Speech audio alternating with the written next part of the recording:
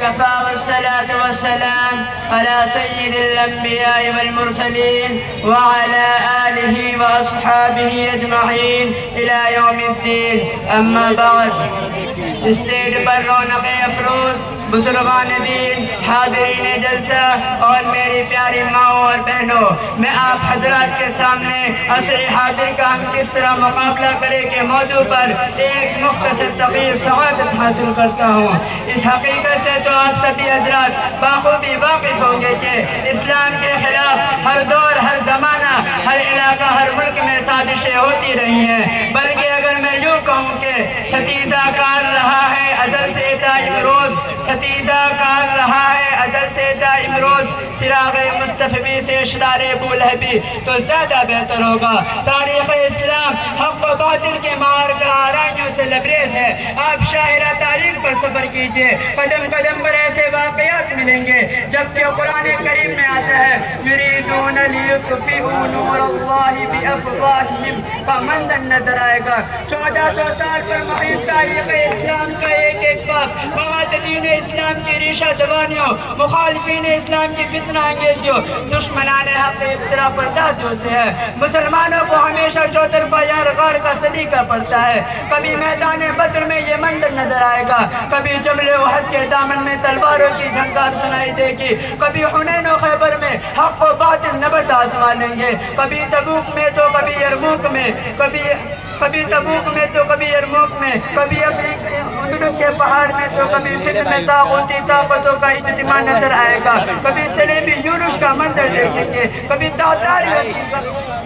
تاتاریوں کی یلغار ملے گی، کبھی خلق قرآن کا سکینہ بھی دکھائی دے گا. برادران اسلام، اسی طرح آپ سفر کرتے کرتے عصر حاضر میں چلے آئیے.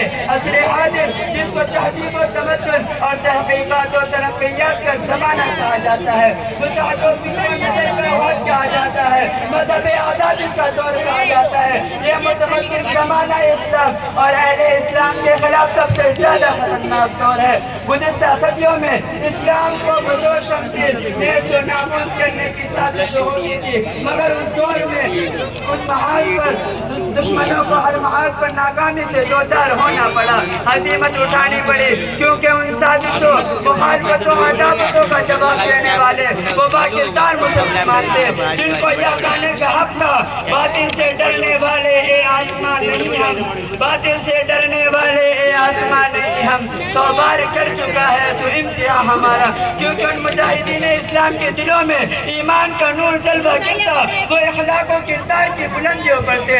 دنیا کی رہنائیاں اور زمانے کی خصوصیاں ان کو اپنا غلام بنانے سے عاجز تھی. وہ تو میدان کارزار میں ترانہ توحید گنگنانے والے تھے، جنت کی طرف میں ان کو شہادت کا متلازم بنا دیا تھا. وہ تو دشمنوں پر شیر کی طرح حملہ ور ہونے اور چیتے کی طرح جھپٹنے کی صلاحیت رکھتے تھے. لہذا دشمن اسلام اور معادین حق ہمیشہ منہ کی کھاتے رہے اور ذلت و رسوائی سے دوچار ہوتے رہے. برادران اسلام، ماضی بعید و ماضی قریب کے تمام فتنوں، عصر حاضر کی سازشوں اور ریشہ دوانیوں میں بنیادی فرق یہ ہے کہ گزشتہ صدیوں میں مخالفین اسلام نے اپنی ظاہری و مادی طاقتوں کا ذریعہ بنایا تھا. وسائل و حرب ضرب سے اسلام کو مٹانا چاہتے تھے، مگر عصر حاضر کے سازشوں کا انداز نرالا ہے، اسلوب انوکھا ہے، طریقہ نیا ہے. اسی لیے مغربی طاقتوں اور الہادی قوتوں نے اس زمانے میں اسلام کی بے افکنی کے لیے فکری جنگ اختیار کیا تھا. آئیے میں ان کے اہم ترین ہتھیار کو شمار کراتا ہوں.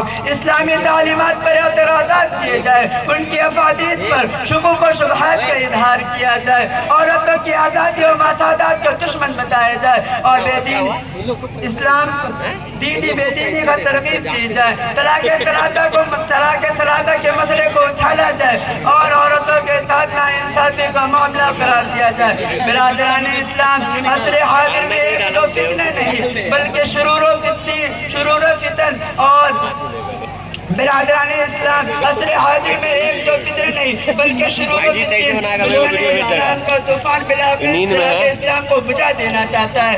حفینہ اسلام کو ارتداد و الحاد کی بھور میں غرق کر دینا چاہتا ہے. اسلام کے شجر و کمر بار کو اکھاڑ دینا چاہتا ہے. مستحکم بنیاد کو ہلا دینا چاہتا ہے. قرآن کی زندہ جاوید آیت کو بدل دینا چاہتا ہے. جبکہ قرآن کریم میں آتا ہے یریدون لیطفئوا نور اللہ بافواہہم واللہ متم نورہ ولو کرہ الکافرون.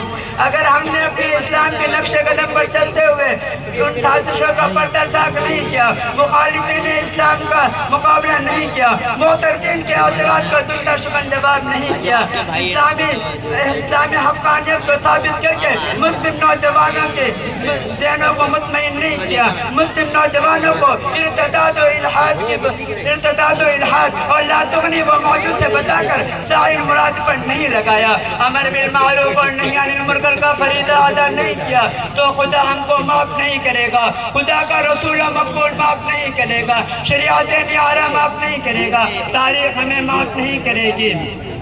برادران اسلام لیکن سوال یہ ہے کہ ان فتنہ کیسیوں کا، ریشہ زبانیوں کا، بہتان تراشیوں کا ہم کس طرح مقابلہ کر سکتے ہیں؟ تو بھائیو، اسلام کی حفاظت کا بہترین راز و کامیاب نسخہ یہ ہے کہ پہلے اسلام میں پوری طرح داخل ہو جاؤ، اسلامی اعمال و کردار، اسلامی اخلاق و افعال کا نمونہ بنا لو، اپنے دلوں کا عشق رسول کی حرارت سے گرما لو، عشق الہی کے شعلوں سے گرما لو. میں اس شعر کے ساتھ اپنی تقریر کو ختم کرتا ہوں. مٹا دو اپنی ہستی کو اگر کچھ مرتبہ چاہو، مٹا دو اپنی ہستی کو اگر کچھ مرتبہ چاہو، کہ دانہ خاک میں مل کر گلے گلزار ہوتا ہے. وما علینا الا البلاغ.